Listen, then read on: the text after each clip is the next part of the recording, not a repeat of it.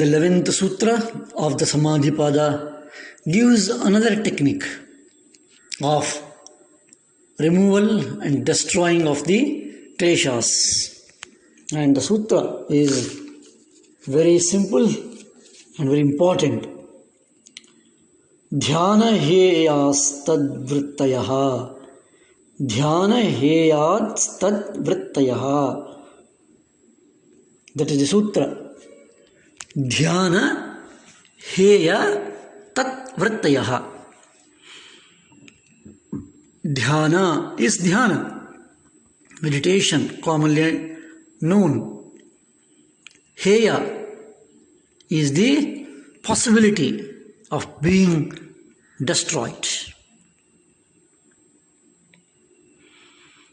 Tat is there, or its vrittis is the, as we have seen, or the functional modifications of the chitta. So the vrittis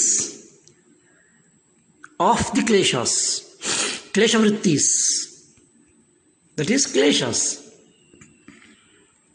The vrittis of the kleshas, that is the tad vrittis. Vrittis of the kleshas or kleshas themselves can be destroyed here, and it can be done by dhyana. So vrittis of the kleshas can be destroyed by the practice of the process of dhyana. So dhyana is the another method for curbing, destroying or abolishing, removing kleshas. Klesha tanu karanarthascha. We have seen the sutra, and this kleshas can be removed, eliminated. And here the process suggested, proposed, presented by Maharshi Patanjali is dhyana. We should remember that as the subtle practices become subtle, like if there is a dirt in the clothes, dirty clothes, the outer dust on the clothes can be just removed by just shaking physically. But strong, deeper, subtle, sukshma level dirt in the form of oil marks or any other stains, they can be removed only by a stain removers, more subtle practices. So the gross kleshas or gross vrittis can be removed by gross practices like Kriya Yoga.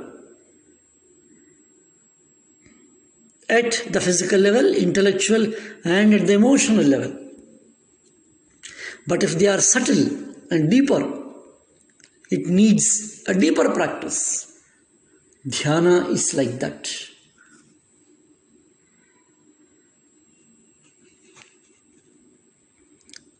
And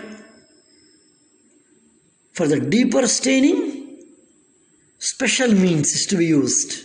In the same way, the surface mental processes arising from these stains, they need a subtle practice. So for sthula, we use the Kriya Yoga, or we have to use easier removable techniques. But for sukshma techniques, and that is how dhyana is more sukshma, more deeper, and more important in removing, destroying heya of the kleshas. And that is how dhyana is presented here. And of course, Swami Vivekananda beautifully summarizes this particular aspect in his commentary on this sutra. Swamiji, meditation is one of the great means of controlling the rising of these big waves. Each klesha is a wave. So meditation is one of the great means of controlling the rising of these big waves. By meditation, you can make the mind subdue these waves. And if you go on practicing meditation for days, months, years, until it has become a habit, until it will come in spite of yourself, anger and hatred will be controlled and checked. So meditation has to become a habit, a nature. Then all these waves of chittavrittis, as Swami Vivekananda beautifully said, wave after wave, the turbulence in the ocean of chitta, that can be subdued by the practice of meditation, dhyana. Here, we should remember and we should be careful when the word dhyana is used. It is not just some simple, normal, easily available meditation techniques. It's not that. This method is dhyana, of course, but the word dhyana is not to be understood by some meditation technique, some dhyana system like that. But it is to be strictly understood as defined by Maharishi Patanjali. Of course, in the third pada, in the Vibhuti pada, the second sutra deals with that. Pratyekatanata, he calls it. That Pratyekatanata's method, system, that is the dhyana, which we shall see in later sutras. Then alone, this vrittis become heyaha. And it's not just a simple, easy method, of course, because the practice and the technique both are very subtle. Through the words which we have seen earlier in the Samadhi Pada, in the fifth sutra, that klishta and aklishta, that doesn't mean totally devoid of kleshas.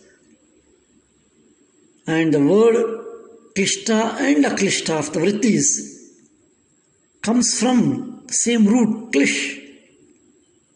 So that is why here also the word vrittis have come.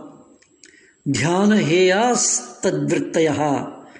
So in this sense, with the process of dhyana, the vrittis become gradually less and less klishta and ultimately aklishta, in the sense that they do not give any perceptible, expressive trouble in our practical life.